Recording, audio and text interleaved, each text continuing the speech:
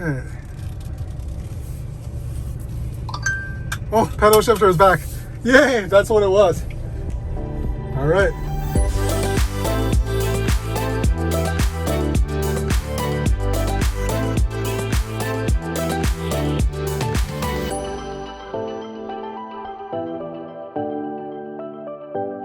Hi, my name is Peng. I'm a photographer and I'm a travel addict.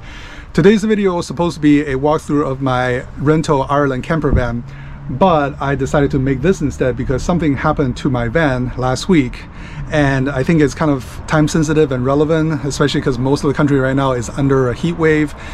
So for those of you who also own a Mercedes Sprinter, this video is for you.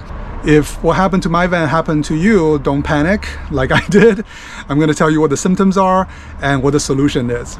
As for that Ireland camper van walkthrough, I'm going to push it to next week, so subscribe if you don't want to miss that video. Okay, so here's a quick rundown of what happened. Last week I was coming back from a backpacking trip in Eastern Sierra, and I was driving through Yosemite. The temperature in some of the lower elevation was well over 100 degrees. And as I was coming out of Yosemite, I noticed the van started behaving strangely. And what I mean by that is, even on a small gentle hill, on a gentle climb, the van was really reluctant to downshift. Now, in normal cases, I would just stomp on the gas, and of course the van would downshift and would get more power, or alternatively, I would use the pedal shifter to downshift. Well, guess what? The pedal shifter stopped working, and even if I put the pedal to the metal all the way down, the gas pedal all the way down, the van would still not shift. Well, let me correct that. The van would shift, but it would shift when the rev counter was already down to maybe like 2000 RPM. So really low. And what happens is, essentially when I'm climbing, I start losing speed and the engine starts slowing down. And by the time the van downshifts, I already lost all that power, I already lost all that momentum, so the van became really slow. And I think I was going down, at one point down to like 45 miles an hour on one of the steeper stretches. But fortunately, if you didn't know this, coming out of Yosemite, most of the way was downhill, and there was no cell phone signal, of course. So I had to basically kind of limp along until I got all the way to where there was cell phone coverage to do research online. So what's really strange is there was absolutely no error messages. There was no check engine light. There was no info in the infotainment screen. And I know the transmission is not broken because the transmission is still shifting. It's just shifting really late. And I know the speed was not limited because there's a stretch that was 2-lane. The speed limit was 65 miles an hour. It was downhill, of course, and I had no problem getting up to that speed. It was only on uphill where essentially I was slowly losing power that I started slowing down.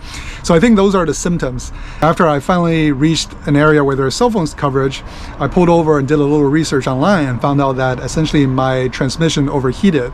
And this is the crazy part is, in the Mercedes Sprinter, when your transmission overheats, they are programmed to be very gentle on shifting so that it doesn't overheat to the point of damaging your transmission, but it also doesn't give you any warning messages. However, there is a way to tell, which is to go into your infotainment screen. So if you go into the info screen, this will show you your transmission temperature right now.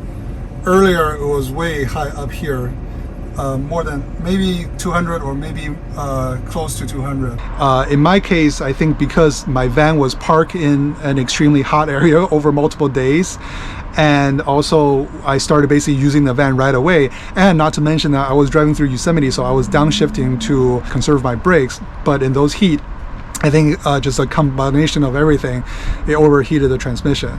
So it's a good thing that Mercedes has this program to protect your transmission, but it's also a little scary that they don't tell you, at least leave a message on there that says, hey, transmission overheating, maybe pull over or something, some kind of warning message so I know what's going on.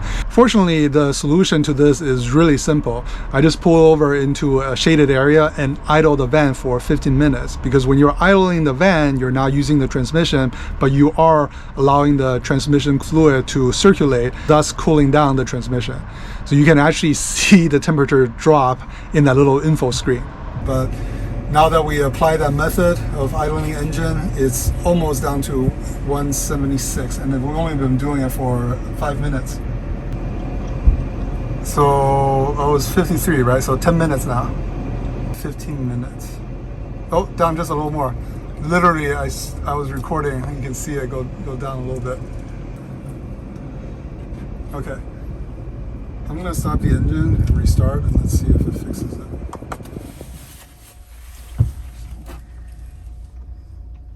Let me open the door too.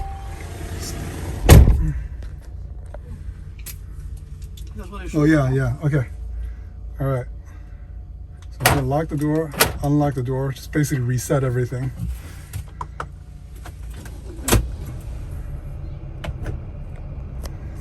Okay. Oh, pedal shifter is back. Yay, that's what it was. All right. Now, I don't know the actual temperature threshold where the program thinks that, hey, your transmission is back to normal, everything's back to normal and resets itself.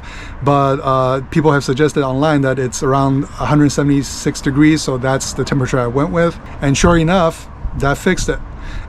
Something I remembered while editing. Don't freak out every time your transmission fluid gets above 176.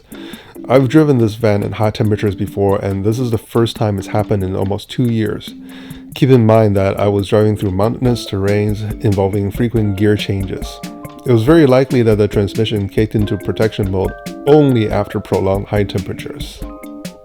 Yeah, so fortunately that was not as bad as I thought. I, for a second there, thought that I had to do the dreaded battery disconnect reset.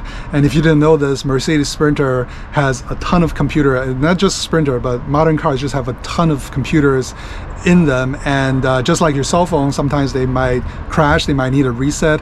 And the way to do it in the Sprinter is you actually have to lift up the driver's side floorboard, disconnect the battery, wait for like 10-15 minutes for the computer to completely reset, and then reconnect it.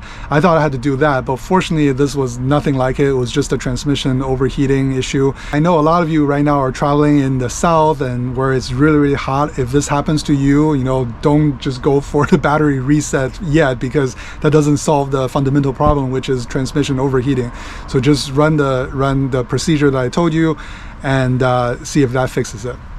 Yeah, for those of you who have been following my channel for a while, I made a video about the 5 things in your Sprinter that you think are broken but really are not. I think I just found a new entry. Well, if I collect enough of them, maybe I'll make a part 2. I'll link that video up in the corner. I do want to give a shout out to my fellow storyteller van owner David Palmer and also Tony Warner of Warner Vans. I found David's post in the Facebook group, and that's how I found the solution to my problem. It's actually a pretty crazy story, because just a few days before this happened to my van, David, the same thing happened to his van, and he just pulled over in the middle of nowhere, and all of a sudden Tony from Warner Vans pulled up and helped him troubleshoot and fix the van. Think about that. What are the chances of that happening? It was meant to be. I also added this note to the Stow Nation knowledge base. Again, this is not a sponsor. I basically volunteer there and I help maintain the website. So if you have any problems with your storyteller van, that's just another resource to help you troubleshoot. Of course, always remember that resource is just for emergencies only. If you have a problem, you should always contact Storyteller, the headquarters first, because they can help you more precisely diagnose what your problem is. So my fellow Mercedes Sprinter owners, I hope you found that video useful. If you did, please leave a like. If you want to see more videos like this, consider subscribing, and don't forget to ring that notification bell, and I will see you next time.